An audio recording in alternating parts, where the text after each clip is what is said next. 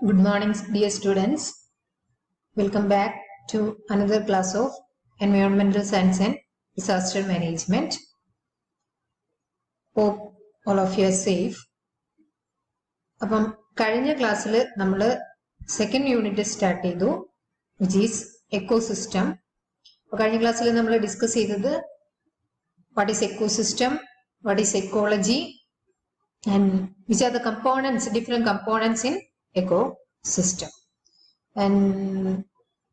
എന്താണ് food chain, എന്താണ് food web, ഇത്രയും കാര്യങ്ങളാണ് നമ്മൾ കഴിഞ്ഞ ക്ലാസ്സിൽ പറഞ്ഞത്.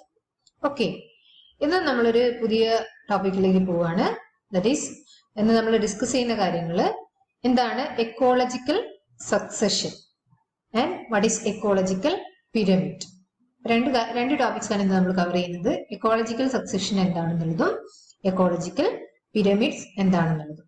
അപ്പൊ എക്കോസിസ്റ്റം എന്താണെന്ന് നമുക്ക് എല്ലാവർക്കും മനസ്സിലായി. എന്തായിരുന്നു എക്കോസിസ്റ്റം എന്ന് പറയുന്നത്? It is A community of living and non living organism interacting together, അല്ലെ? ലിവിങ് ആൻഡ് നോൺ ലിവിങ് തിങ്സിന്റെ ഒരു കമ്മ്യൂണിറ്റിയാണ് അങ്ങോട്ടും ഇങ്ങോട്ടും ഇന്ററാക്ട് ചെയ്യുന്നത്, ഡിപെൻഡിങ് ടുഗെദർ. അപ്പൊ അതിനെയാണ് നമ്മൾ എക്കോസിസ്റ്റം എന്ന് പറയുന്നത്. ഡിഫറെന്റ് ടൈപ്പ് ഓഫ് എക്കോസിസ്റ്റം ഉണ്ട്. Pond ecosystem, lake ecosystem, forest ecosystem, ഇങ്ങനെ കുറച്ച് എക്സാമ്പിൾസ് ഒക്കെ നമ്മൾ പഠിച്ചു. അതിന്റെ components, major components in ecosystem എന്താണ്? Biotic components and abiotic components. Biotic എലമെന്റ്സും അബയോട്ടിക് എലമെന്റ്സും ആണ്. കാറ്റഗറിയിൽ വരുന്ന എന്തൊക്കെയാണ്? ബയോട്ടിക് കാറ്റഗറിയിൽ വരുന്ന പ്രൊഡ്യൂസേഴ്സ്, കൺസ്യൂമേഴ്സ് ആൻഡ് ഡീകമ്പോസേഴ്സ്. അതേപോലെ അബയോട്ടിക് ഫാക്ടേഴ്സിൽ ക്ലൈമാറ്റിക് ഫാക്ടേഴ്സ്, ഡാഫിക് ഫാക്ടേഴ്സ്, ഇതെല്ലാം നമ്മൾ കഴിഞ്ഞ ക്ലാസ്സിൽ ഡിസ്കസ് ചെയ്താണ്. അപ്പൊ ഇന്ന് നമ്മൾ ആദ്യം പറയാൻ പോകുന്നത് എക്കോളജിക്കൽ സക്സഷൻ എന്താ എന്നുള്ളത്. Okay, first topic ecological succession. Ecological succession എന്ന് പറഞ്ഞാൽ what is ecological succession?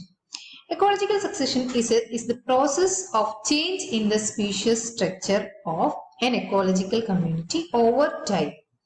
ഒരു ടൈം പീരീഡിൽ ഒരു എക്കോളജിക്കൽ കമ്മ്യൂണിറ്റിയിൽ ഉണ്ടാവുന്ന സ്പീഷ്യസിന്റെ ചേഞ്ചിനെയാണ്, കൺവേർഷന്, ട്രാൻസ്ഫോർമേഷന്, മാറ്റത്തെ ഒക്കെയാണ് നമ്മൾ എന്ത് പറയുന്നത്? എക്കോളജിക്കൽ സക്സഷൻ എന്ന് പറയുന്നത്. ഈ ടൈം പീരീഡ് എന്ന് പറയുന്നത് ഡീക്കേഡ്സ് ആവും, ഹൺഡ്രഡ്സ് ഓഫ് ഇയേഴ്സ് ആവാം, ഓർ തൗസൻഡ്സ് ഓഫ് ഇയേഴ്സ് ആവാം. അപ്പൊ ഗ്രാജുവലി വളരെ സമയം എടുത്തിട്ട് ഒരു കമ്മ്യൂണിറ്റി കംപ്ലീറ്റ് ആയിട്ട് മാറുക, അതിനെയാണ് നമ്മൾ എന്ത് പറയുന്നത്? എക്കോളജിക്കൽ സക്സഷൻ എന്ന് പറയുന്നത്. അപ്പൊ അതിന് പറയുമ്പോൾ എന്ന സമയത്ത് അതിനുള്ള റീസൺസ് എന്ന് പറയുന്നത് ഡിഫറെന്റ് കൈൻഡ്സ് ഓഫ് ഡിസ്റ്റർബൻസ് ആവാം. നേച്ചറിലൊക്കെ അറിയുന്ന different types of disturbance like flood, forest fire, land slide, heavy wind throw, ഇതെല്ലാം കൊണ്ട് വോൾക്കാനിക് ഇറപ്ഷൻ, ഇതെല്ലാം കൊണ്ട് പ്രകൃതിയിൽ വരുന്ന മാറ്റങ്ങളെ, ചേഞ്ചസിനെയാണ് നമ്മൾ എന്ത് പറയുന്നത്? എക്കോളജിക്കൽ സക്സഷൻ എന്ന് പറയുന്നത്. അപ്പൊ ഈ എക്കോളജിക്കൽ സക്സഷൻ സംഭവിക്കുക എന്ന് പറയുന്നത് വളരെ പെട്ടെന്ന് സംഭവിക്കുന്ന ഒരു കാര്യമല്ല, ഗ്രാജുവലി മാറ്റം വരുന്നതാണ്. അപ്പം ഇപ്പൊ നമ്മൾ ഒരു ഈ പ്ലാനറ്റിന്റെ കാര്യം തന്നെ എടുക്കുന്ന സമയത്ത് അതിലൊരു കമ്മ്യൂണിറ്റി വന്നത് തന്നെ ഒരു it's A type of ecological succession, അല്ലെ? അപ്പൊ അതേപോലെ ചില ഏരിയയിൽ ചില പുതിയ കമ്മ്യൂണിറ്റി ഉണ്ടായി വരിക, ഇതിനൊക്കെയാണ് നമ്മൾ ജനറലി എന്തെന്ന് പറയുന്നത്? എക്കോളജിക്കൽ സക്സഷൻ എന്ന് പറയുന്നത്. അപ്പൊ ഒന്നും കൂടെ ഞാൻ അതിന്റെ എക്സ്പ്ലനേഷൻ പറയാം. It is the process of change in the species or structure of N ecological community over time. ഒരു ടൈം പീരീഡിൽ ചേഞ്ച് ചെയ്യുക, എക്കോളജിക്കൽ കമ്മ്യൂണിറ്റി ചേഞ്ച് ചെയ്യുന്ന ആ പ്രോസസ്സിനെയാണ് നമ്മൾ എന്ത് വിളിക്കുന്നത്? എക്കോളജിക്കൽ സക്സഷൻ എന്ന് പറയുന്നത്. The time scale can be decades or even millions of years after a mass extinction due to some disturbance. എന്തെങ്കിലും ഒരു പ്രോബ്ലം കൊണ്ട് ഉണ്ടാകുന്ന ഒരു കാര്യമായിരിക്കാം. അതിൽ ആ ടൈം പീരീഡ് എന്ന് പറയുന്നത് ഹൺഡ്രഡ്സ് ഓഫ് ഡീക്കേഡ്സ്, നൂറ്റാണ്ടുകളാവാം, അതെ പതിറ്റാണ്ടുകളാവാം, അല്ലെങ്കിൽ മില്യൺസ് ഓഫ് ഇയേഴ്സ് വരെ ആവാം. Succession may be initiated some of the disturbances such as lava flow, volcanic connection പോലെയുള്ള കാര്യങ്ങൾ കൊണ്ടാവാം, സിവിയർ ലാൻഡ് സ്ലൈഡ് കൊണ്ടാവാം, ഫ്ലഡിങ് കൊണ്ടാവാം, സിവിയർ വിൻഡ് ത്രോ കൊണ്ടാവാം, സോ മെനി റീസൺസ്. ഇപ്പൊ നാച്ചുറൽ ഡിസാസ്റ്റേഴ്സ് എന്തെങ്കിലും കൊണ്ട് എന്ത് ഒക്യൂർ ചെയ്യാം? ഈ എക്കോളജിക്കൽ സക്സഷൻ ഒക്യൂർ ചെയ്യാം. അതേപോലെ ഫോറസ്റ്റ് ഫയർ കൊണ്ടാവാം. ഓക്കെ, അപ്പൊ ഇതാണ് generally what is ecological succession എന്ന് ചോദിച്ചാൽ അതിന്റെ ആൻസർ. ഇനി നെക്സ്റ്റ് എന്ന് പറയുന്നത് ടൈപ്സ് ഓഫ് എക്കോളജിക്കൽ സക്സഷൻ. ഈ ഒരു കമ്മ്യൂണിറ്റി ചേഞ്ച് വരുന്നത് രണ്ട് രീതിയിലാണ്. അപ്പൊ അതിനെ നമ്മൾ ക്ലാസിഫൈ ചെയ്യുന്ന സമയത്ത് രണ്ട് ക്ലാസിഫിക്കേഷൻ ആണുള്ളത്. That is primary succession and secondary succession. Okay, types of ecological succession. There are two main types of ecological succession, that is primary succession and secondary succession. രണ്ട് ടൈപ്പ് ഓഫ് എക്കോളജിക്കൽ സക്സഷൻ ആണ്, primary സക്സഷനും secondary succession. ഇനി നമുക്ക് നോക്കാം what is primary succession. Primary succession എന്ന് പറഞ്ഞാൽ soil ഇല്ലാത്ത ഒരു ഏരിയ, റോക്ക് മാത്രമുള്ള ഒരു ഏരിയ.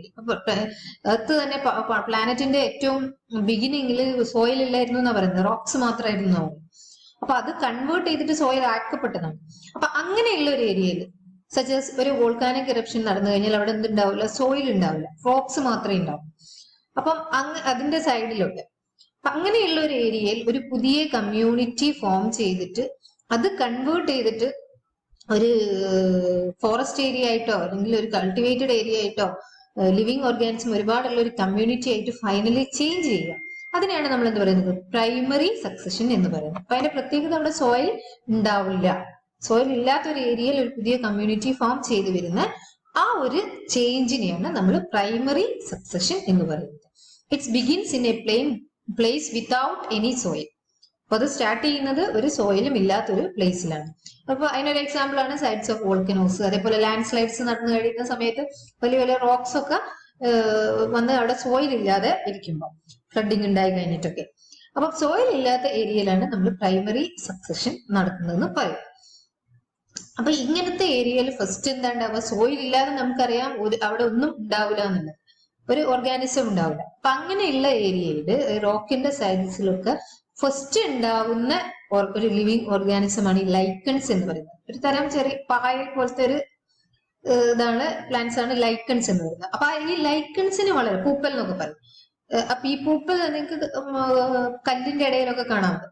ഈ ലൈക്കൺസിന് വളരാൻ വേണ്ടിയിട്ട് അവിടെ എന്താ ആവശ്യമില്ല, സോയിൽ ആവശ്യമില്ല. ഈ ലൈക്കൺസ് ഗ്രോ ചെയ്ത് അത് ഡീക്കേ ആവുന്ന സമയത്ത് അതിന്റെ ഓർഗാനിസം കൊണ്ട് അപ്പൊ അത് ഈ മണ്ണിനെ റോക്കിനെ പൊടിച്ചു കളയും. ലൈക്കൺസ് ഡീകമ്പോസ് ചെയ്യുന്ന സമയത്ത് റോക്ക് ചെറുതായിട്ട് സോയിലായിട്ട് കൺവേർട്ട് ചെയ്യും. അപ്പൊ അങ്ങനെയുള്ള സോയിലിനകത്ത് വളരുന്നതാണ് മോസ്. ചെറിയ ചെറിയ കുറ്റി, എന്താ പറയാ, അതും ഒരു ടൈപ്പ് ഓഫ് പൂപ്പല് തന്നെയാണ് ഈ മോസ് എന്ന് പറയുന്നത്.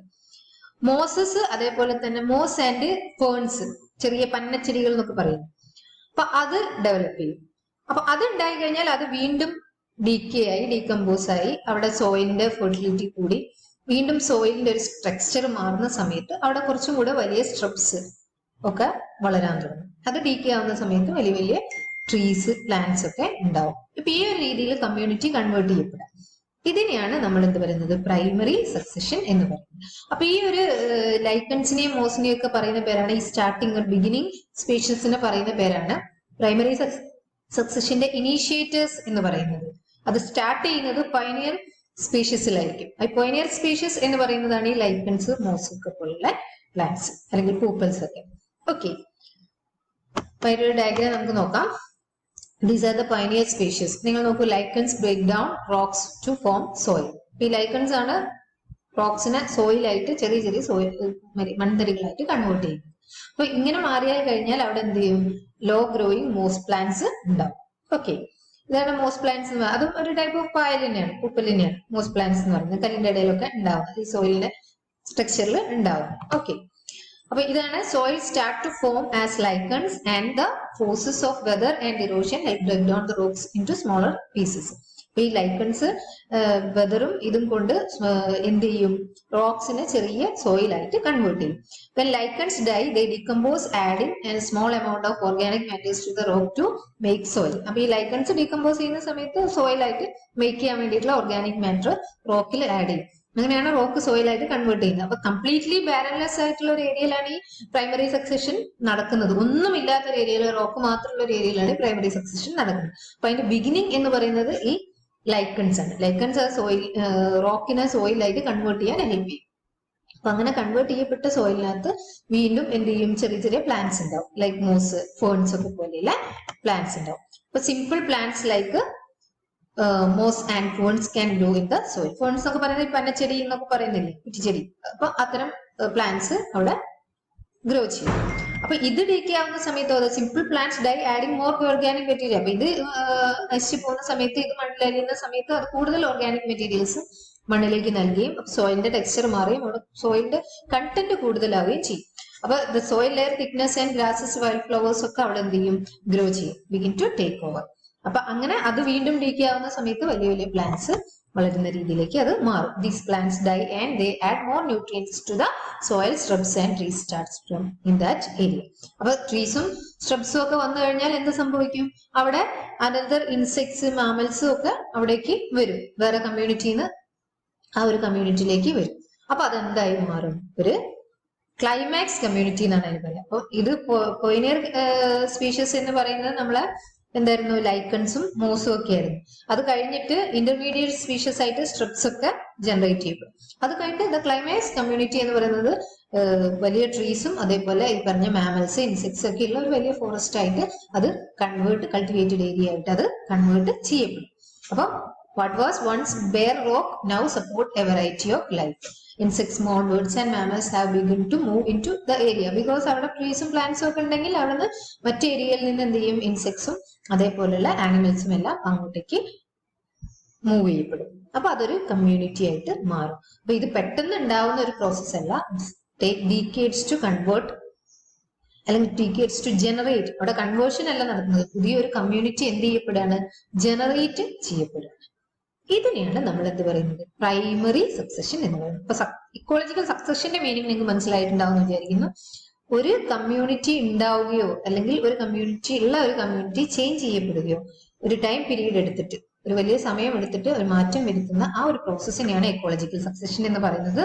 രണ്ട് ടൈപ്പാണുള്ളത്, പ്രൈമറി സക്സഷനും സെക്കൻഡറി സക്സഷനും. പ്രൈമറി സക്സഷനിലെ പൈനിയർ സ്പീഷീസ് എന്ന് പറയുന്നത് ലൈക്കൺസ് ആൻഡ് മോസ് ഒക്കെയാണ്.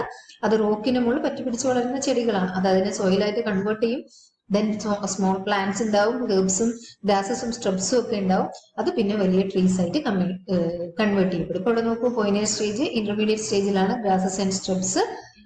ഫൈനലി എന്താണ്? ക്ലൈമാക്സ് കമ്മ്യൂണിറ്റി എന്ന് പറയുന്നതാണ് വലിയ ട്രീസ് എന്ന് പറയുന്നത്. അപ്പൊ ഈ ക്ലൈമാക്സ് കമ്മ്യൂണിറ്റി എത്തുന്ന സമയത്ത് മറ്റ് ഉള്ള ലിവിങ് ഓർഗാനിസം കൂടെ അവിടേക്ക് എത്തിപ്പെടുകയും അതൊരു വലിയ കമ്മ്യൂണിറ്റി ആയിട്ട് ഒരു ഇക്കോസിസ്റ്റം അവിടെ, പുതിയൊരു ഇക്കോസിസ്റ്റം അവിടെ ഫോം ചെയ്യുകയും ചെയ്യും. This is known as primary succession. ഇനി സെക്കൻഡറി സക്സഷൻ. സെക്കൻഡറി സക്സഷനും പ്രൈമറി സക്സഷനും തമ്മിലെ വ്യത്യാസം, സെക്കൻഡറി സക്സഷൻ ഒക്കെ അറിയുന്നത് എന്തെങ്കിലും നാച്ചുറൽ ഡിസ്റ്റർബൻസ് കൊണ്ടായിരിക്കും. അപ്പൊ അവിടെ ഓൾറെഡി ലിവിങ് ഒരു കമ്മ്യൂണിറ്റി ഉണ്ടാവും. ഇപ്പൊ ഒരു ഫോറസ്റ്റിനകത്ത് ഒരു ഫോറസ്റ്റ് ഫയർ വന്നു കഴിഞ്ഞാൽ ആ ഒരു കമ്മ്യൂണിറ്റി അവിടെ എന്ത് ചെയ്യപ്പെടും? ലോസ് ചെയ്യപ്പെടും. അപ്പൊ കുറെ സമയം എടുത്ത് അവിടെ ന്യൂട്രിയൻസ് ആയിട്ടുള്ള സോയിൽ അവൈലബിൾ ആണ്. അപ്പൊ കുറച്ചും കൂടി ഫാസ്റ്റർ ആയിട്ട് അവിടെ എന്ത് നടക്കും? ഗ്രോത്ത് നടക്കും. നമ്മൾ പ്രൈമറി സക്സഷൻ എന്ന് പറഞ്ഞാൽ വളരെ സമയം എടുത്ത് നടക്കുന്നതാണ്. സെക്കൻഡറി സക്സഷൻ അത്രയും സമയം വേണ്ട. കാരണം അവിടെ എന്തുണ്ട്? ന്യൂട്രിയൻസ് ആയിട്ടുള്ള സോയിൽ ഉണ്ട്. അവിടെ ഒരു പുതിയ കമ്മ്യൂണിറ്റി ക്രിയേറ്റ് ചെയ്ത് വരുന്നത്. അപ്പൊ ഓൾറെഡി ഉള്ള കമ്മ്യൂണിറ്റിയിൽ നിന്ന് അവിടെ വ്യത്യാസം വരാം. ഈ ഒരു സക്സഷനെയാണ് എന്ത് പറയുന്നത്? സെക്കൻഡറി സക്സഷൻ എന്ന് പറയുന്നത്. Begins in A place that already as soil and was once the home of living organism. ഒരിക്കലും അതൊരു ലിവിങ് ഓർഗാനിസത്തിന്റെ ഹോം ആയിരിക്കാം. അപ്പൊ അങ്ങനെയുള്ള സ്ഥലത്ത് വീണ്ടും ഒരു റീക്രിയേഷൻ നടക്കുന്ന പ്രോസസ്സിനെയാണ് നമ്മൾ സെക്കൻഡറി സക്സഷൻ എന്ന് പറയുന്നത്. അപ്പോൾ ഒരു പ്രൈമറി സക്സഷൻ നടന്നു കഴിഞ്ഞിട്ടാണ് അവിടെ എന്ത് നടക്കുന്നത്? ശരിക്കും സെക്കൻഡറി സക്സഷൻ നടക്കുന്നത്. അപ്പൊ സെക്കൻഡറി സക്സഷൻ ഉണ്ടാവാനുള്ള റീസൺ എപ്പോഴും ഈ നാച്ചുറൽ ഡിസാസ്റ്റേഴ്സോ അതേപോലെയുള്ള ഫോറസ്റ്റ് ഫയറോ ഒക്കെ ആയിരിക്കും. മെയിൻലി ഫോറസ്റ്റ് ഫയർ ഒക്കെയാണ് അതിന്റെ എക്സാമ്പിൾ എന്ന് പറയുന്നത്. The recovery of damaged ecosystem in an area where the soil was left intact. Soil മാത്രം അവിടെയുള്ള ഒരു ഡാമേജ് ആയിട്ടുള്ള ഒരു എക്കോസിസ്റ്റത്തിന്റെ റിക്കവറിക്കാണ് നമ്മൾ സെക്കൻഡറി സക്സഷൻ എന്ന് പറയുന്നത്. It takes place when a climax forest developed as a result of primary succession is destroyed by man or as a result of natural agencies like fire or diseases. ഇതേപോലെയുള്ള natural കാര്യങ്ങൾ കൊണ്ട് ഒരു primary succession നടന്നിട്ടുണ്ടായി വന്ന ഒരു community destroy ആയി കഴിഞ്ഞാലാണ് എന്ത് നടക്കുന്നത്? സെക്കൻഡറി സക്സഷൻ നടക്കുന്നത്. അപ്പൊ ഇതാണ് അതിന്റെ ഒരു ഡയഗ്രാം. ഡിസ്റ്റർബൻസ്, ഇതൊരു ഫോറസ്റ്റ് ആണ്. ഡിസ്റ്റർബൻസ്, എന്തെങ്കിലും ഫയറോ കാര്യങ്ങളോ ഉണ്ടാവുന്നു. അവിടെ പിന്നെയും ആ ഒരു സോയിലിൽ ഗ്രാസസ് ഉണ്ടാവുന്നു. അത് സ്റ്റെപ്സ് ആയിട്ട് മാറുന്നു. അത് വലിയ സ്മോൾ ട്രീസ് ആവുന്നു. ലാസ്റ്റ് ക്ലൈമാക്സ് ഒരു ഫോറസ്റ്റ് ഉണ്ടാവുന്നു. ഈ ഒരു പ്രോസസ്സിനെയാണ് സെക്കൻഡറി സക്സഷൻ എന്ന് പറയുന്നത്. തമ്മിലെ ഡിഫറൻസ്, പ്രൈമറി സക്സഷനിൽ സോയിൽ ഉണ്ടാവില്ല, സെക്കൻഡറി സക്സഷനിൽ സോയിൽ ഉണ്ടാവും. പ്രൈമറി സക്സഷൻ അത്ര പെട്ടെന്ന് ഹാപ്പൻ ചെയ്യില്ല. സെക്കൻഡറി സക്സഷൻ ഗ്രാജുവലി കുറച്ചും കൂടെ ഫാസ്റ്റർ ആയിട്ട് ഹാപ്പൻ ചെയ്യും. ബിക്കോസ് അവിടെ എന്തുണ്ട്? ന്യൂട്രിയൻസ് ആയിട്ടുള്ള സോയിൽ ഉണ്ട്. ഓക്കെ, ഇതാണ് രണ്ട് ടൈപ്പ് ഓഫ് എക്കോളജിക്കൽ സക്സഷൻ എന്ന് പറയുന്നത്. ഫസ്റ്റ് ഉള്ളതിനെ പൈനിയർ സ്പീഷീസും നെക്സ്റ്റ് ഇന്റർമീഡിയറ്റ് സ്പീഷീസും ലാസ്റ്റ് വരുന്ന ആ എക്കോസിസ്റ്റത്തിനെയാണ് നമ്മൾ ക്ലൈമാക്സ് കമ്മ്യൂണിറ്റി എന്ന് പറയുന്നത്. മനസ്സിലായല്ലോ വാട്ട് ഈസ് എക്കോളജിക്കൽ സക്സഷൻ എന്നുള്ളത്. Okay, next one ecological pyramid ആണ്. അപ്പം എന്താണ് ecological pyramids? What are ecological pyramids എന്ന് ചോദിച്ചാൽ നിങ്ങൾക്ക് ഇവിടെ ഉണ്ടോ? പിരമിഡ് എന്ന് പറഞ്ഞാൽ നിങ്ങൾക്ക് അറിയാം എങ്ങനെയാണ് റെപ്രസെന്റ് ചെയ്യുന്നത്. Ecological pyramids are graphical representation of trophic structure of an ecosystem. ഒരു എക്കോസിസ്റ്റത്തിന്റെ ട്രോഫിക് സ്ട്രക്ചറിന്റെ ഗ്രാഫിക്കൽ റെപ്രസെന്റേഷനെയാണ് നമ്മൾ എക്കോളജിക്കൽ പിരമിഡ്സ് എന്ന് പറയുന്നത്. ഒന്നിലധികം റെപ്രസെന്റേഷൻ ഉണ്ട്, that is why it is known as ecological pyramids. അപ്പം ട്രോഫിക് ലെവൽ എന്താ എന്നുള്ളത് നമ്മൾ ഫുഡ് വെബ് പഠിച്ചപ്പോൾ പഠിച്ചിരുന്നു. എന്താ ട്രോഫിക് ലെവൽ എന്ന് പറയുന്നത്? ഒരു എക്കോസിസ്റ്റത്തിന്റെ ഫീഡിംഗ് പൊസിഷനെയാണ് നമ്മൾ അതിന്റെ ട്രോഫിക് ലെവൽസ് എന്ന് പറയുന്നത്. First primary producers, first producers, പിന്നെ കൺസ്യൂമേഴ്സ്, കൺസ്യൂമേഴ്സിൽ തന്നെ primary consumers, herbivores, secondary consumers, carnivores, tertiary consumer, പോഷണറി കൺസ്യൂമേഴ്സ്, ഇങ്ങനെ പോകുന്നുണ്ട്. ഈ ഒരു റെപ്രസെന്റേഷനെ പിരമിഡ് രൂപത്തിൽ റെപ്രസെന്റ് ചെയ്യുന്നതാണ് എക്കോളജിക്കൽ പിരമിഡ് എന്ന് പറയുന്നത്. So what are ecological pyramids എന്ന് ചോദിച്ചാൽ, ecological pyramids are graphical representation of the trophic structure of an ecosystem. ഒരു എക്കോസിസ്റ്റത്തിന്റെ ട്രോഫിക് സ്ട്രക്ചറിന്റെ ഗ്രാഫിക്കൽ റെപ്രസെന്റേഷനെയാണ് നമ്മൾ എക്കോളജിക്കൽ പിരമിഡ്സ് എന്ന് പറയുന്നത്. Trophic levels are the feeding position in A food chain. ഒരു എക്കോസിസ്റ്റത്തിന്റെ food ചെയിനിലെ feeding പൊസിഷനെയാണ് നമ്മൾ അതിന്റെ ട്രോഫിക് ലെവൽസ് എന്ന് പറയുന്നത്. അതിലാദ്യം എന്തുണ്ടാവും? പ്രൈമറി പ്രൊഡ്യൂസേഴ്സ്, പിന്നെ ഹെർബിവോഴ്സ്, പിന്നെ കാർണിവോഴ്സ്, ഇങ്ങനെ മുകളിലേക്ക് പോകുന്ന ആ ഒരു സ്ട്രക്ചർ നമ്മൾ ഫുഡ് വെബിൽ പഠിച്ചതാണ്. ഓക്കെ, ഇനി ഇതിന്റെ ഒരു ക്ലാസിഫിക്കേഷൻ. എക്കോളജിക്കൽ പിരമിഡ്സിനെ നമുക്ക് 3 രീതിയിൽ റെപ്രസെന്റ് ചെയ്യാം, അല്ലെങ്കിൽ 3 ടൈപ്സ് ഓഫ് എക്കോളജിക്കൽ പിരമിഡ്സ് ഉണ്ട്. That is pyramid of numbers, pyramid of biomass and pyramid of energy. അപ്പൊ അത് ഓർത്ത് വെക്കുക. എക്കോളജിക്കൽ പിരമിഡ്സ് 3 ടൈപ്സ് ആണുള്ളത്: pyramid of numbers, pyramid of biomass and pyramid of energy. അപ്പൊ 3ലും റെപ്രസെന്റ് ചെയ്യുന്ന കാര്യങ്ങൾ വ്യത്യാസമുണ്ട്. അതിന്റെ ബേസിസിലാണ് ഇത് വ്യത്യാസപ്പെടുത്തിയത്. Pyramid of numbers, pyramid of biomass and pyramid of energy. These are the 3 types of ecological pyramids. Ecological pyramids R used to represent trophic structure of an ecosystem. ഒരു എക്കോസിസ്റ്റത്തിന്റെ ട്രോഫിക് സ്ട്രക്ചർ റെപ്രസെന്റ് ചെയ്യാനാണ് ecological pyramids use ചെയ്യുന്നത്. Okay, ഇനി first one, pyramid of numbers. Pyramid of numbers എന്ന് പറഞ്ഞാൽ ഇതിൽ graphically represent ചെയ്യുന്നത് ഓരോ ട്രോഫിക് ലെവലിലുള്ള നമ്പേഴ്സ് ആണ്. Is the graphical representation of number of individual per unit area. ഒരു ഏരിയ കൺസിഡർ ചെയ്യുന്ന സമയത്ത്, ഒരു എക്കോസിസ്റ്റത്തിൽ ഒരു ഏരിയ കൺസിഡർ ചെയ്യുന്ന സമയത്ത് അതിൽ പ്രൊഡ്യൂസേഴ്സ് എത്രയുണ്ട്, കൺസ്യൂമേഴ്സ് എത്രയുണ്ട്, സെക്കൻഡറി കൺസ്യൂമേഴ്സ് എത്രയുണ്ട്, ടെർഷ്യറി കൺസ്യൂമേഴ്സ് എത്ര, ഇനി കോഷണറി കൺസ്യൂമേഴ്സ് ഉണ്ടെങ്കിൽ അത് എത്രയുണ്ട്. ഇതിനെ നമ്പർ, എണ്ണത്തിന്റെ ബേസിസിൽ നമ്മൾ റെപ്രസെന്റ് ചെയ്യുന്നതിനെയാണ് പിരമിഡ് ഓഫ് നമ്പേഴ്സ് എന്ന് പറയുന്നത്. ഓക്കെ, കൗണ്ട്, അതിന്റെ എത്ര എണ്ണം ഉണ്ട് എന്നുള്ളത് ബേസിസിൽ റെപ്രസെന്റ് ചെയ്യുന്നതിനാണ് പിരമിഡ് ഓഫ് നമ്പേഴ്സ് എന്ന് പറയുന്നത്. അപ്പൊ അതിന്റെ ഏറ്റവും ലാസ്റ്റ് സ്റ്റാർട്ടിംഗിൽ ബിഗിനിങ്ങിൽ ഉണ്ടാവുന്ന എന്താണ്? പ്രൊഡ്യൂസേഴ്സ് ആണ്. അത് ലാർജ് നമ്പർ ഉണ്ടാവും. നിങ്ങൾക്കറിയാം, പ്ലാന്റ്സ് ആൻഡ് ട്രീസ് ആണ് നമ്മുടെ പ്രൊഡ്യൂസേഴ്സ് എന്ന് പറയുന്നത്. അത് ലാർജ് നമ്പർ ഉണ്ടാവും. അത് കഴിഞ്ഞിട്ട് പ്രൈമറി കൺസ്യൂമേഴ്സ്, അത് കഴിഞ്ഞിട്ട് സെക്കൻഡറി കൺസ്യൂമേഴ്സ്, അത് കഴിഞ്ഞിട്ട് ടെർഷ്യറി കൺസ്യൂമേഴ്സ് ഒക്കെ കിട്ടുന്ന സമയത്ത് അതിന്റെ എണ്ണം കമ്പാരിറ്റീവ്ലി കുറവായിരിക്കും. അപ്പൊ ടോപ്പ് ലെവലിൽ ഒക്യുപ്പൈ ചെയ്യുന്നത് ആരായിരിക്കും? ടെർഷ്യറി കൺസ്യൂമേഴ്സ് ആയിരിക്കും. പോർഷണറി കൺസ്യൂമേഴ്സിന്റെ അതായിരിക്കാം. ഓക്കെ, ഈ ഒരു രീതിയിൽ എണ്ണം കൊണ്ട് റെപ്രസെന്റ് ചെയ്യുന്നതിനാണ് നമ്മൾ പിരമിഡ് ഓഫ് നമ്പേഴ്സ് എന്ന് പറയുന്നത്. അതിന്റെ ഒരു ഇതാണ് ഇവിടെ. ഇത് ഒരു അക്വാറ്റിക് എക്കോസിസ്റ്റത്തിൽ വരുന്നതാണ്. Algaes and plants, small fishes, അത് കഴിഞ്ഞിട്ട് കുറച്ചും കൂടെ ലാർജ് ഫിഷസ്, ദെൻ വലിയ ഫിഷസ്. ഓക്കെ, അപ്പൊ ഇതാണ് ഏതിൽ അക്വാറ്റിക് എക്കോസിസ്റ്റത്തിന്റെ ഒരു നമ്പർ ബേസിസ് ഇതാണ്. ഇതിന്റെ എണ്ണമാണ് ഇവിടെ ശരിക്കും എന്ത് ചെയ്യേണ്ടത്? ഷോ ചെയ്യേണ്ടത്. അപ്പം the shape of the pyramid of numbers vary from ecosystem to ecosystem. ഈ ഒരു ഷേപ്പ് ഓരോ എക്കോസിസ്റ്റത്തിലും എന്ത് ചെയ്യാം? വ്യത്യാസപ്പെടാം. In aquatic ecosystem and grassland communities autotrophs are present in the large number per unit, lesser number of herbivores which turn support fewer carnivores. നേരത്തെ ഞാൻ പറഞ്ഞ തന്നെയാണ്. കോട്ടിക്കായാലും അതേപോലെ ലാൻഡ് എക്കോസിസ്റ്റം ആയാലും അതിൽ ഏറ്റവും നമ്പർ കൂടുതൽ ഉണ്ടാവുക ഏതാണ്? പ്രൊഡ്യൂസേഴ്സ് തന്നെയാണ്, അല്ലെ? പ്ലാന്റ്സ് ആൻഡ് ട്രീസ് ആണ് കൂടുതലും ഉണ്ടാവുക. അപ്പൊ അതിനെ കൺസ്യൂം ചെയ്യുന്ന കൺസ്യൂമേഴ്സ്, പിന്നെ അതിനെ കൺസ്യൂം ചെയ്യുന്ന സെക്കൻഡറി കൺസ്യൂമേഴ്സ്, ദെൻ അതിനെ കൺസ്യൂം ചെയ്യുന്ന ടെർഷ്യറി കൺസ്യൂമേഴ്സ്. അപ്പൊ ഇതിനനുസരിച്ച് എണ്ണത്തിൽ വ്യത്യാസം ഉണ്ടാവും, അതിനനുസരിച്ച് ഡയഗ്രത്തിലും വ്യത്യാസം ഉണ്ടാവും. പിന്നെ നിങ്ങൾ മനസ്സിലാക്കേണ്ട, ഞാൻ അത് കൊടുത്തിട്ടില്ല, ഇത് അപ്രൈറ്റും ഉണ്ടാവും, അതേപോലെ ഡൗൺ താഴേക്കും ഉണ്ടാവും കേട്ടോ. ഈ ഡയഗ്രാം നിങ്ങൾ ചില സമയത്ത് നോക്കുമ്പോൾ ഇതേപോലെ തന്നെ ഇതിന്റെ റിവേഴ്സ് ഓർഡറിലും നിങ്ങൾക്ക് ഡയഗ്രാം കാണാൻ പറ്റും. അതിന് ഇൻവേർട്ടഡ് പിരമിഡ് എന്ന് പറയും. ഇൻവേർട്ടഡ് പിരമിഡ് ഓഫ് നമ്പേഴ്സ് ഉണ്ട്. എല്ലാ പിരമിഡും ഇൻവേർട്ടഡ് സ്റ്റൈലും ഉണ്ടാവും ഓരോ എക്കോസിസ്റ്റത്തിൽ. ഓക്കെ, ഇതാണ് പിരമിഡ് ഓഫ് നമ്പേഴ്സ്. മനസ്സിലായി എന്ന് വിചാരിക്കും. ഓക്കെ, ഇനി നെക്സ്റ്റ് എന്ന് പറയുന്നത് പിരമിഡ് ഓഫ് ബയോമാസ്. മാസിന്റെ ബേസിസിൽ ഇത് എത്ര kg ഉണ്ട് എന്നുള്ളതിന്റെ ബേസിസ്. മറ്റേത് ഫസ്റ്റ് നമ്മൾ പഠിച്ചത് എണ്ണത്തിന്റെ ബേസിസിലാണ്. ഇവിടെ നമ്മൾ എന്താ പഠിക്കുന്നത്? മാസിന്റെ ബേസിസിൽ. പ്രൊഡ്യൂസേഴ്സ്, അപ്പൊ 1000 kg പ്രൊഡ്യൂസേഴ്സിനെ പ്രൊഡ്യൂസ് ചെയ്ത് ഉണ്ടെങ്കിലേ ഉള്ളൂ എന്ത് ഫുഡ് ആവുള്ളൂ? ഹെബിവേഴ്സ്. അതപ്പോ ഹെബിവേഴ്സ് 100 kg. ആ 100 kg കൺസ്യൂം ചെയ്യുന്ന ഒരു കാർണിവിയർ എന്ന് പറയുന്നത് എന്താണ് 10 kg പ്രൈമറി കാർണിവിയർ. ടോപ്പ് കാർണിവിയറിൽ വരുന്ന ലയൺ അതിൽ നിന്ന് കിട്ടുന്നത് എന്താണ് 1 kg. ഈ ഒരു രീതിയിൽ കൺസ്യൂം ചെയ്യുന്നതിനെയാണ് അതിന്റെ മാസിന്റെ ബേസിസിൽ നമ്മൾ ക്ലാസിഫൈ ചെയ്യുന്നതിന് കാറ്റഗറൈസ് ചെയ്ത് ഡയഗ്രമാറ്റിക് റെപ്രസെന്റേഷൻ ആക്കുന്നതിനെയാണ് നമ്മൾ പിരമിഡ് ഓഫ് ബയോമാസ് എന്ന് പറയുന്നത്. That is graphic representation of biomass present per unit. ഒരു യൂണിറ്റിൽ എത്ര പ്രൊഡ്യൂസേഴ്സ്, എത്ര മാസ്, എത്ര kg പ്രൊഡ്യൂസേഴ്സ് ഉണ്ട്, എത്ര kg കൺസ്യൂമേഴ്സ് ഉണ്ട്, എത്ര kg എന്തുണ്ട് പ്രൈമറി കാർണിവേഴ്സ് ഉണ്ട്, എത്ര kg ടോപ്പ് കാർണിവേഴ്സ് ഉണ്ട്. ഈ രീതിയിൽ ഇതിനെ റെപ്രസെന്റ് ചെയ്യുന്നതിനാണ് പിരമിഡ് ഓഫ് ബയോമാസ് എന്ന് പറയുന്നത്. Biomass is calculated by the mass of each individual. ഓരോ ഇൻഡിവിജ്വലിന്റെ mass into number of individual at each trophic level. ഓരോ ലെവലിലുള്ള നമ്പർ ഓഫ് ഇൻഡിവിജ്വൽ എത്രയാണ് അത് തമ്മിൽ മൾട്ടിപ്ലൈ ചെയ്തിട്ടാണ് ഈ മാസ് കാൽക്കുലേറ്റ് ചെയ്യുന്നത് എന്നാണ് പറയുന്നത്. ഓക്കെ, ഈ ഒരു രീതിയിൽ റെപ്രസെന്റ് ചെയ്യുന്നതിനാണ് നമ്മൾ പിരമിഡ് ഓഫ് ബയോമാസ് എന്ന് പറയുന്നത്. അപ്പൊ ഈ ഒരു റെപ്രസെന്റേഷൻ കണ്ടു കഴിഞ്ഞാൽ നമുക്ക് എന്ത് മനസ്സിലാവണം? ആ ഒരു എക്കോസിസ്റ്റത്തിലുള്ള ഓരോ കമ്മ്യൂണിറ്റിനെ പറ്റിയിട്ടും നമുക്ക് മനസ്സിലാക്കാൻ പറ്റണം. പ്രൊഡ്യൂസേഴ്സ് എത്ര kg ഉണ്ട്, കംപ്ലീറ്റ് ആയിട്ട് ഒരു എക്കോസിസ്റ്റം നമുക്ക് കൺസിഡർ ചെയ്യാൻ പറ്റില്ല. ഒരു യൂണിറ്റ് ഏരിയയിലുള്ള പ്രൊഡ്യൂസേഴ്സ് എത്ര kg ഉണ്ട്, കൺസ്യൂമേഴ്സ്, പ്രൈമറി കൺസ്യൂമേഴ്സ് എത്രയുണ്ട്, സെക്കൻഡറി കൺസ്യൂമേഴ്സ് എത്രയുണ്ട്, tertiary consumers എത്രയുണ്ട്, on the basis of its mass, അതിന്റെ മാസിന്റെ ബേസിസ്. അപ്പൊ അതാണ് പിരമിഡ് ഓഫ് ബയോമാസ് എന്ന് പറയുന്നത്.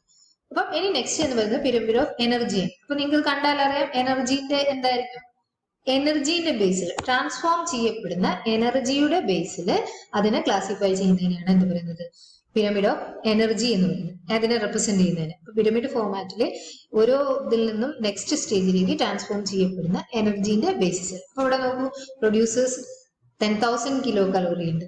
അതിന്റെ അതേ പ്രൊഡ്യൂസേഴ്സിന് അത് പ്രൈമറി കൺസ്യൂമേഴ്സിൽ എത്തുമ്പോൾ 1000 കിലോ കലോറി ആയി മാറുന്നു. അത് സെക്കൻഡറി കൺസ്യൂമേഴ്സിൽ എത്തുമ്പോൾ 100 കിലോ കലോറി ആയി മാറുന്നു. ടേഴ്സറി കൺസ്യൂമേഴ്സിൽ എത്തുമ്പോൾ 10 കിലോ കലോറി ആയിട്ട് മാറുന്നു. അപ്പൊ ഇങ്ങനെയാണ് എനർജി ട്രാൻസ്ഫോം ചെയ്യപ്പെടുന്നത്. ഈ ഒരു രീതിയിൽ റെപ്രസെന്റ് ചെയ്യുന്നതിനാണ്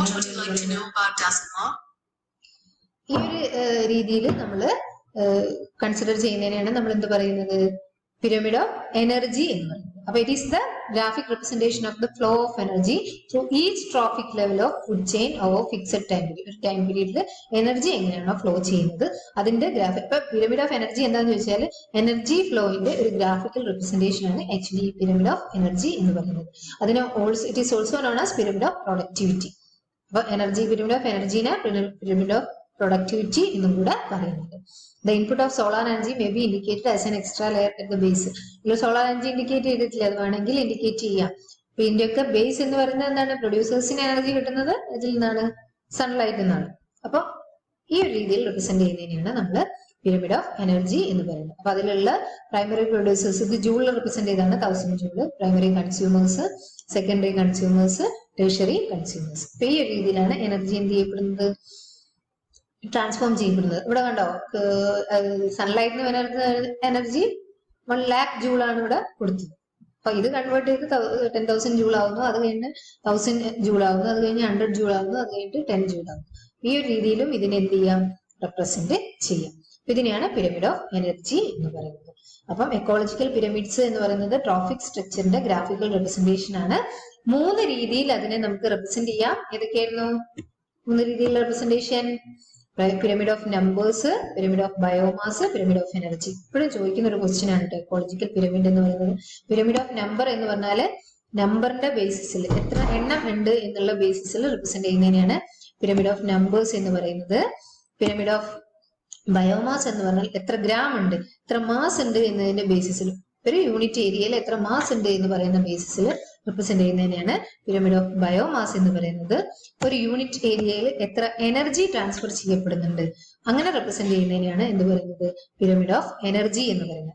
ഇതിലെല്ലാം റെപ്രസെന്റ് ചെയ്യുന്നത് ബേസ് ലെവൽ എപ്പോഴും എന്തായിരിക്കും, പ്രൊഡ്യൂസേഴ്സ്, പിന്നെ primary consumers, secondary consumers, tertiary consumers. ഈ ഒരു രീതിയിലാണ് കാണിക്കാം. അപ്പൊ ഇതിലൊക്കെ നിങ്ങൾ മനസ്സിലാക്കേണ്ടത്, നിങ്ങൾക്ക് സൈറ്റൊക്കെ എടുത്ത് നോക്കിയാൽ മനസ്സിലാവും, ഇതിന്റെ ഒക്കെ ഇൻവേർട്ടഡ് റെപ്രസെന്റേഷനും ഉണ്ട്, മുകളിൽ നിന്ന് താഴേക്കുള്ള റെപ്രസെന്റേഷനും ഉണ്ട്.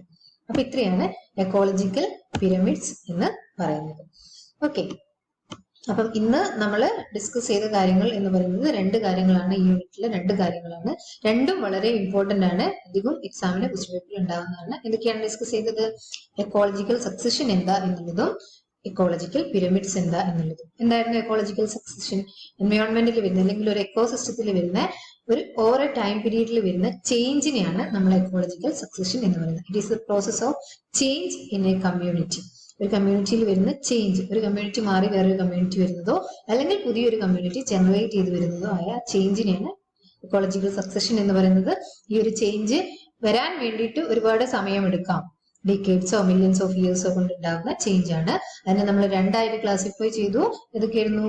Primary succession and secondary succession. Okay, primary succession എന്ന് പറഞ്ഞാൽ സോയിൽ ഇല്ലാത്ത ഒരു ഏരിയയിൽ പുതിയൊരു കമ്മ്യൂണിറ്റി ഫോം ചെയ്ത് വരും.